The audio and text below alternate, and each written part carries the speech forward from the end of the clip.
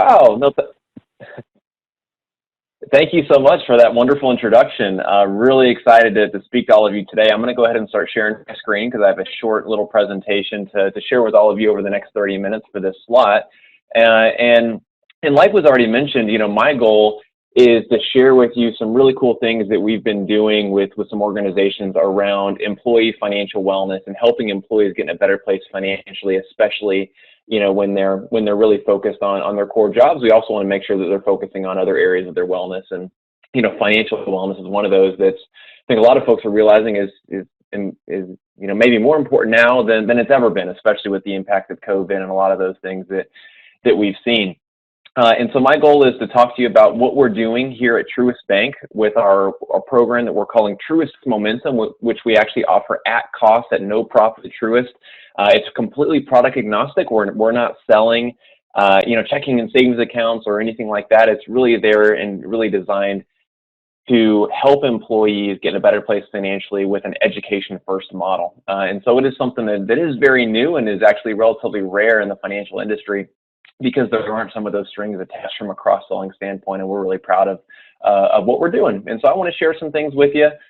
First off, the simple fact that the reason why, I'm here and why I'm very passionate about what I do, and I think many of you probably have thought about financial wellness in the minds of your employees, is the fact of all the statistics that you see up here on the screen. There's a lot of folks out there, and a lot of Americans who are living paycheck to paycheck, and they're stuck in the cycle of debt. And, they couldn't come up with money for an emergency fund if something happened to them that was unexpected. But what I want to really, I think, drive home today is the fact that, yes, this is really affecting a lot of Americans in their lives. It's resulting in things like higher, divorce rates, because fights over money, as we're going to learn here in a second, is one of the #1 causes of divorce, opportunities for their children, but also it's something that many of us bring into the workplace with us each and every day. And so financial issues are one of those top causes of workplace stress. It's something that employees spend a lot of time worrying about while they're at work, and that results in things like absenteeism and lost productivity and lower levels of engagement and performance. And so, our goal is, how can we really help alleviate some of those stresses in the minds of your employees so that they're going to, be better spouses and better parents and better employees all across the board? Because when we're feeling a little bit better about our finances, every other aspect of our life is going to be made a little bit better. And so what I want to actually begin by doing is I want to give you a flavor for the way that we typically introduce this program to the employees of different organizations. And, one thing that was even highlighted, right there at the beginning in that introduction, was this is actually something that we rolled out to the GMA organization last year with a lot of success and excitement. And we're really excited about expanding that relationship. And part of my reason for being on this call today is to see, if any of you are interested in potentially rolling something like this out at all the entities that you support. And so I want you to put yourself on the mind of an employee, and I want you to think, how well do you understand personal finance? In other words, if you were to grade yourself on your knowledge about money, what grade would that be? And, we do this type of presentation in front of hundreds of employee groups every single year. And, we get things like, oh, I'm an A or a B or a C, or sometimes we're like, oh, I'm an F, and, it's more of a rhetorical question. You hear some oversharing sometimes, but the fact of the matter is that about half of Americans grade themselves as a C, D, or F on their knowledge of personal finance and the way that they manage their money. But what is important to realize is it's not all about, maybe how much we know, but it's about how that lack of knowledge can have a real negative impact on our life. Because research also shows that fights over money is the #1 cause of divorce in America today. And that's not new. That's been true now for over 30 years. And you might think, why is that? And oftentimes it's, because we're not fighting over what those green pieces of paper, really are in our wallets. We're fighting over what they represent when we choose to spend them on something that maybe our spouse doesn't, fully agree, and seeing eye to eye, and that communication breaks down a little bit. But also 8 out of 10 people identify money as a significant source of stress in their lives. It's the #1 source of stress in most Americans' lives each and every day, every week, every pay period, every month, trying to make ends meet and just figuring, this stuff out. And then finally, regardless of income, about 58% of American households are living paycheck to paycheck. And, that statistic I think is really sobering, but what it also shows is that there are folks who, are making it work, which is kind of the flip side of that coin. But the most interesting part is that regardless of income piece, because what research actually shows time and time again is, the guy, right out of right out of school, first job, kind of lower on the income scale, very entry level. And the woman in the corner office, leather chair, deep in her corporate career as an executive or a leader, making significantly more, can both be living paycheck to paycheck. In fact, a little over half of Americans in both of those situations, because what research shows is as our income tends to increase and as we make more money, we also tend to spend more money. And oftentimes that a lot of those financial stresses don't just go away at the snap of the finger. Like many of us, can understandably believe that, oh, if I was just making this amount of money, all of my financial problems would be solved. But what research actually shows is as we start to make that amount of money, really we still have, all or most of those problems along the way. And so it's really about those underlying behaviors that we want to make sure that we're focusing on.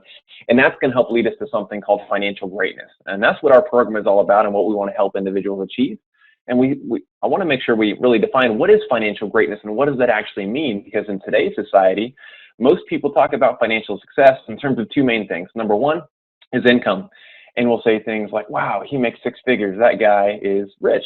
But once again, almost half the people that we identify as rich because of the car they drive, the clothes they wear, and the house they live in, they're not. In fact, many of them have a negative net worth and they're really struggling with their finances. And that really brings us to the next one, because the second thing we like to assume about people and maybe their financial success is all the stuff they have. And we'll say, she's a millionaire, that family is loaded. Like, look at all those things. And the fact of the matter is that oftentimes, no matter how many of those things that we have, we can still have a lot of that deep down financial insecurity and stress, because we can swipe that credit card or take out a loan, and when we do that, we don't actually own those things until we do pay down those debts. And so income and stuff, these are very normal ways of talking about financial success in America today, but we take a little bit of a different approach, and we say that true financial greatness is more than outward prosperity, and it has less to do with dollar signs than it does with how money affects our life and our relationships, because those are the things that really matter, that this program is really all about at the end of the day.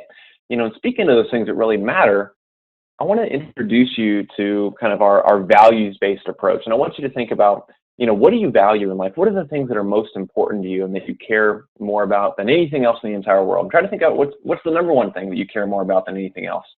And, over the years, we ask this question to pretty much every group we talk to, because it's really the foundation of the psychology that we use. And family and friends and relationships are going to be one of those top things. Also things like happiness and travel and spirituality and your faith, safety and security, health. These are all things a lot.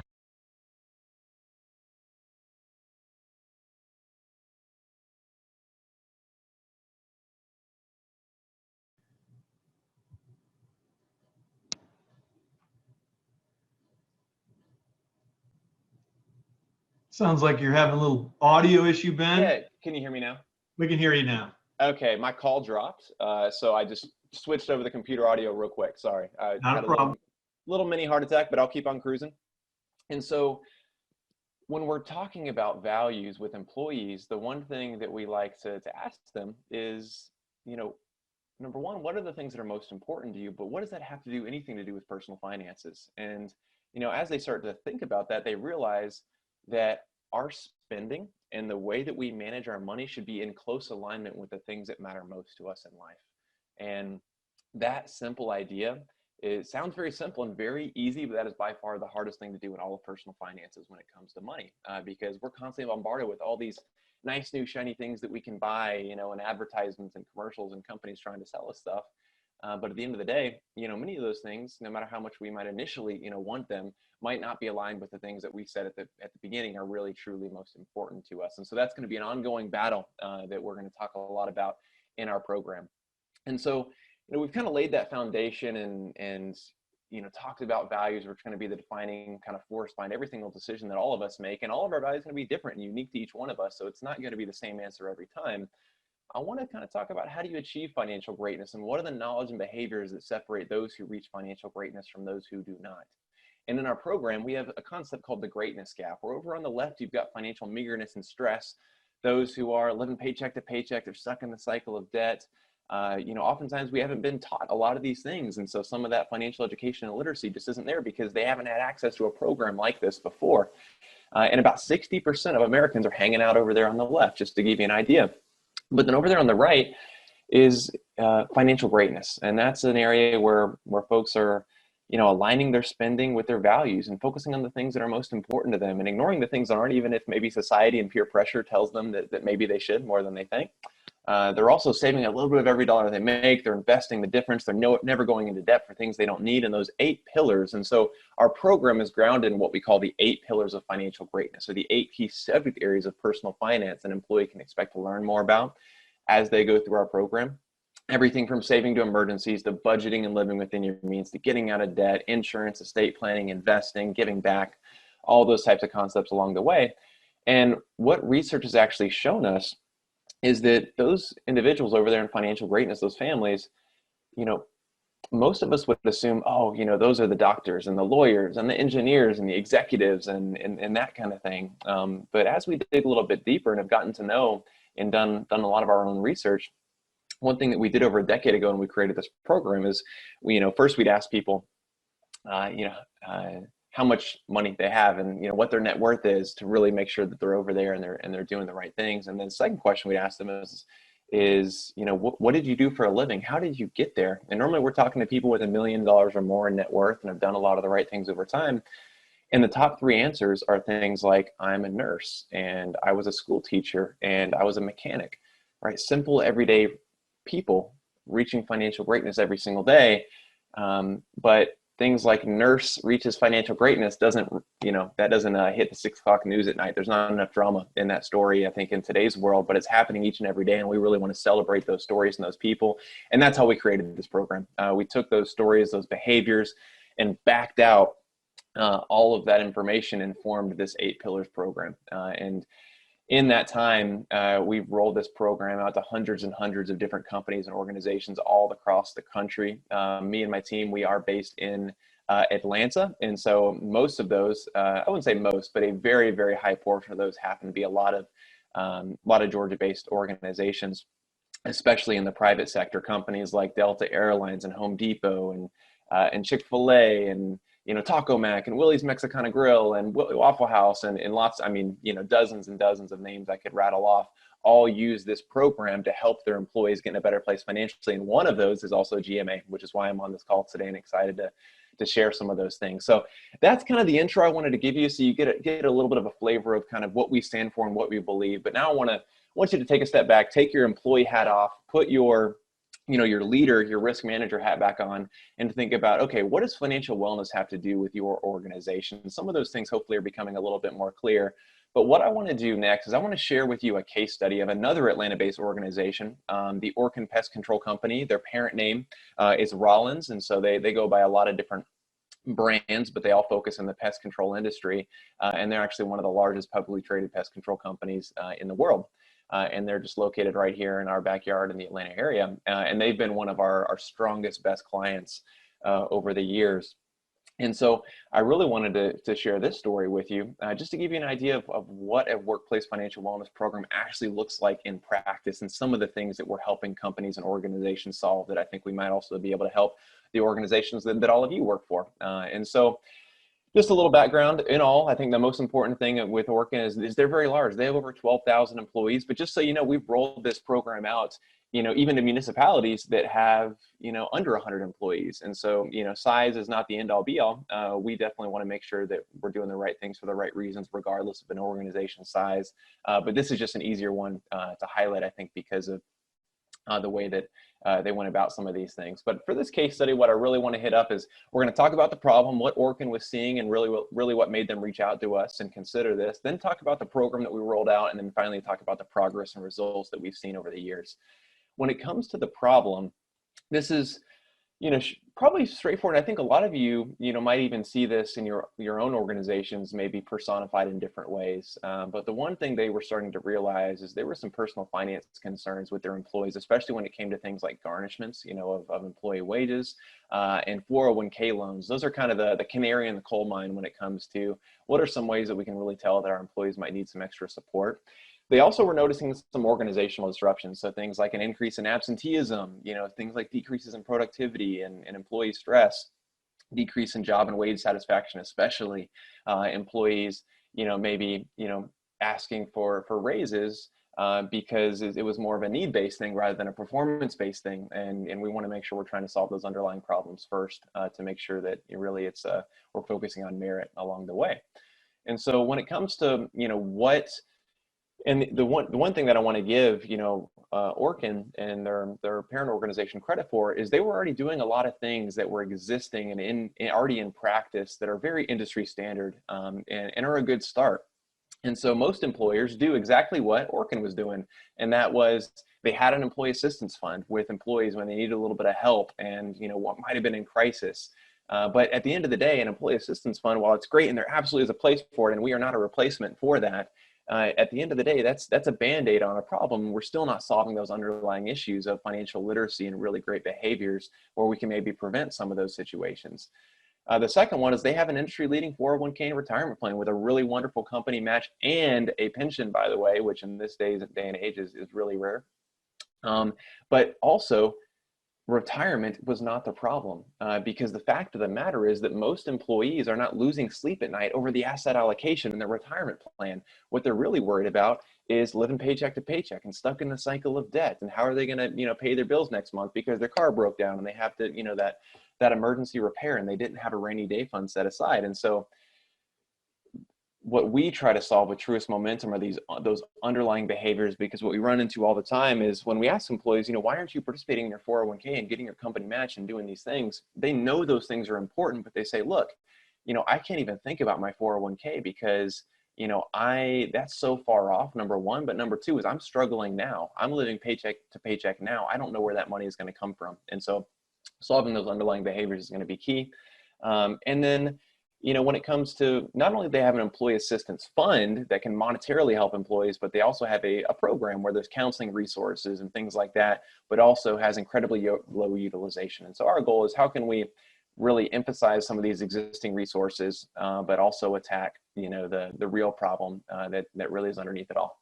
And so next is the program that we design and customize specifically for Orkin, just the way that we do all other companies. And we take a customized approach to really help understand, what your organization's needs are. We did the same thing with the Georgia Municipal Association as well.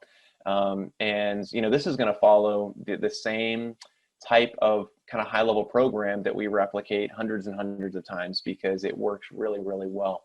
And so they know they wanted a comprehensive program with some really great holistic financial education. I mentioned the 8 pillars, which is our curriculum that I mentioned before, everything from saving to emergencies to budgeting to getting out of debt to insurance and estate planning to investing in retirement to pillar 6, where we talk about home ownership and renting versus buying and first-time home buying. Pillar 7, we talk about career development, and pillar 8 is all about giving back and helping others and charity and doing the right thing along the way. And so organizations love our product agnostic education first approach, where we're talking, holistically about all aspects of personal finance, not just about retirement, not just about, the basics of budgeting, but really bringing it all together in a step-by-step program. The way that we roll out these programs is what we call an Ignite session to really educate and kick off the program, inspire the employees to utilize it, because engagement is going to be key in making sure that we get really great attendance. And then we also use a blended approach. And so we launch with those Ignite sessions, and then there's 3 main ways that employees can utilize our content. There's the self-directed learning platform called Truist Momentum, where we have videos, modules, tools, and activities that walk employees through each one of these 8 pillars, and so they can learn all the basics there. We also have an account aggregation tool that will help them budget and track their expenses automatically. There's a free credit score and credit report tracking tool and one-on-one financial coaching for employees, where if they have any questions along the way, they can call out to our team of certified financial counselors and coaches and get help about any question they have, whether it's putting together a budget or trying to understand how they should prioritize their different debts while still trying to make sure they're saving for retirements. And they can get help completely free at no additional cost to their organization. And so that's going to be a big part of that.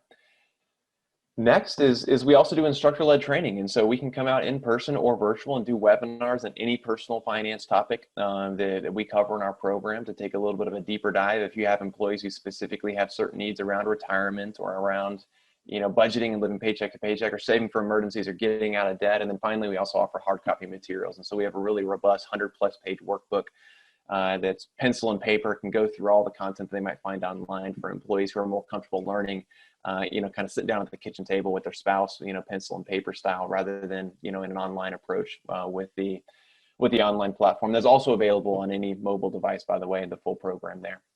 And so those things are important to most organizations. And then at a high level program design level, we always lead with that Ignite session. So employees know exactly what this new benefit is, what they can expect to learn, exactly how to get started. That really takes that burden of communication off of the hands of typically your HR and employee communications team. Next, after that Ignite session, a lot of organizations then lead with a series of instructor-led classes where we take a deeper approach, and they're really going to be guided through the program. They'll still have access to the self-directed learning, which is the online platform at any time. But really, when you have that instructor there to answer those personal questions, really push the employees through the program and to answer any of those questions along the way, that's going to be big.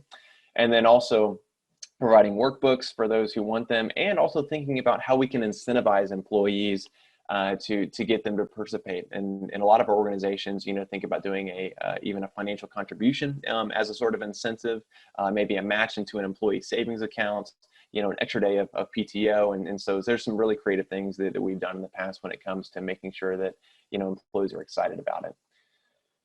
And, one thing I want to highlight here is one of the strongest aspects of our approach is because we have a really robust, best-in-class technology platform. And so I don't have time to do a full demo in today's call. And that's actually one thing where if any of you are interested in seeing a demo and learning more about this, I'll leave my contact information at the end on a slide so you can reach out. And I'd love to give anyone a demo who'd be interested in learning a little bit more. But essentially, this platform, employees will be able to create an account, log in completely free, and they'll be able to go through this journey where we're going to walk them through those 8 pillars, where they're going to learn all those concepts about their personal finances. They're going to have the free expense tracking and budgeting tool. They're going to be able to check their credit score and their full credit report. They're going to have the one-on-one financial coaching along the way as well. And so that really helps regulate the program on a go-forward basis.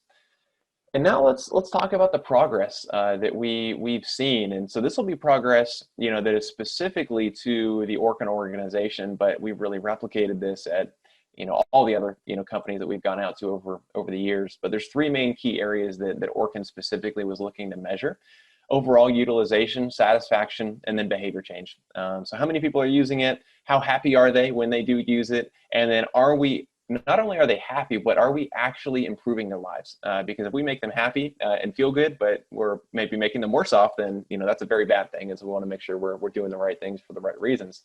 And so when it comes to utilization, the national average of financial wellness programs and their employee participation is 3 to 5%, and Orkin averaged 89%. And so I can tell you they were a little bit special. Our typical average for organizations is typically 40 to 60%. And so pretty much kind of when we're kind of hitting right down the middle, most organizations that we roll out programs, as long as we're following those best practices, they're going to see 40 to 60%. Orkin was pulling some different levers around incentives and really strong leadership buy-in from their CFO and CEO that really helped push that and really exceed even what we typically see sometimes.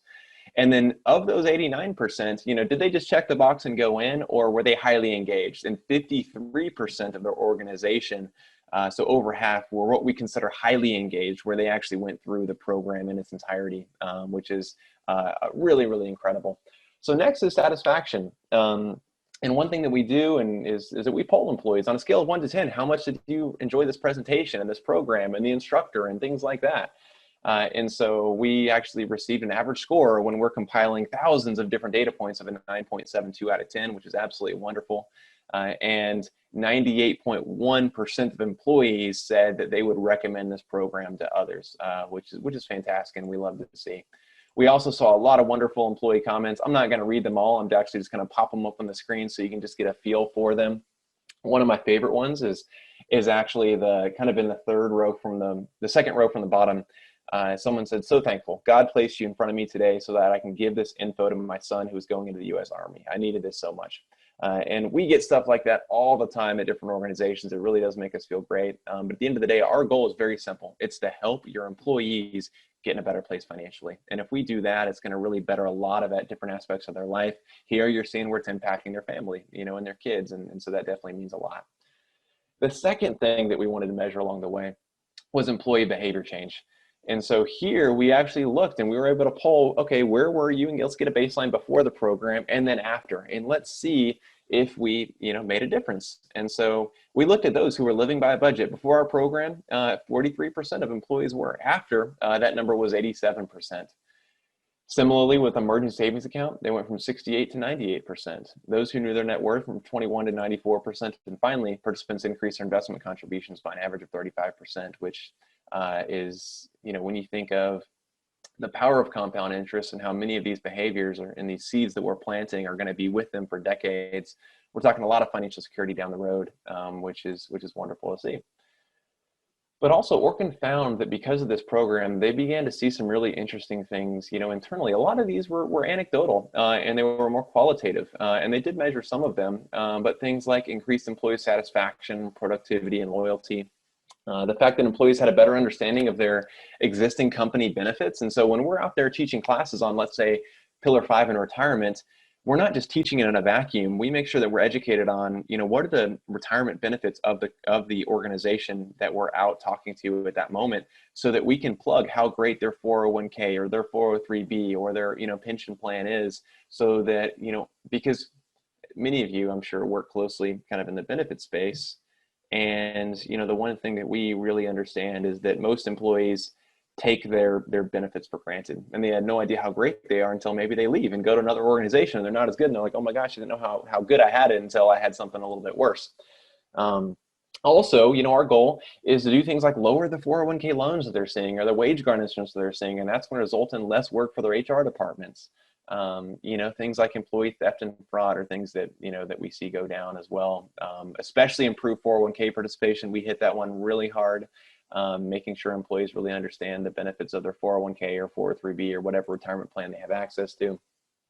And then also reduced absenteeism and turnover and employee engagement. Increasing that is a big part as well. This is a nice little testimonial from the HR director of Orkin. I'm actually not going to read that. And I know we're right at time, so I want to make sure I'll pop that up there in case we have any speed readers out there. But long story short, the leadership was really on board and full support of the program. That's why we had such great participation, and we're able to make a difference in the lives of a lot of their employees. But we really believe at the end of the day, right, our country is going in the wrong direction when it comes to managing our money. It's why our team is very passionate about what we do and why we're trying to introduce this to as many folks as possible. And if we want the world to change in some way, we must first expect that change from ourselves. And that's what this program is all about, and what we're really striving to do at Truist Momentum, doing it a little bit different than a lot of banks have traditionally done it, where this is not the traditional, banking at work program where we're out there trying to sell checking and savings accounts and just kind of leaving. And this is where we take a product agnostic approach. We aren't, talking about, any type of products. We are leading with education and guidance to help them take that true next step in their life. And we're doing it at cost, at no profit at Truist, because it's closely aligned with our purpose and what we're trying to do. And so with that, I just want to thank everyone for joining, this little session, and hopefully it was meaningful for you. I know you're probably drinking from a fire hose with lots of different, benefits and ideas out there. I wanted to make sure I stopped right at my 30-minute time mark, so, that we can stay on schedule and keep on moving. But my last call to action of all of you is my email is up on the screen right now. And so, if anything that I said really resonated with you and you think that Truist Momentum could be a good fit for your organization, feel free to reach out to me directly, and I'd love to have a conversation on what that might look like. But that being said, Dan, I really appreciate the time and you kind of setting all this up and organizing it, and I'll turn it back to you for the next speaker. No, Ben, thank you so very, very much. You did a great job. Great, again, great system, great thing you're doing. And again, I think it's a needed thing. Does anybody